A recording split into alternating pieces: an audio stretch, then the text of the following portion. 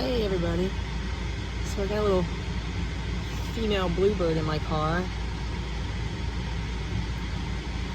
I guess this calling to be a bird lady is definitely coming to fruition because this little girl kind of flew off my hood. I didn't hit her.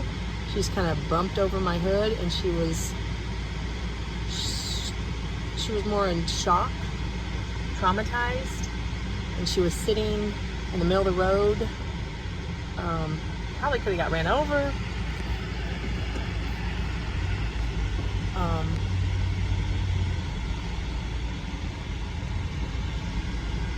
Yeah, so I picked her up, put her in the car, turned the air conditioner on her, and letting her just recoup.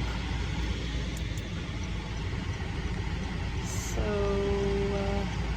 I think she's gonna be fine. I'll let you know.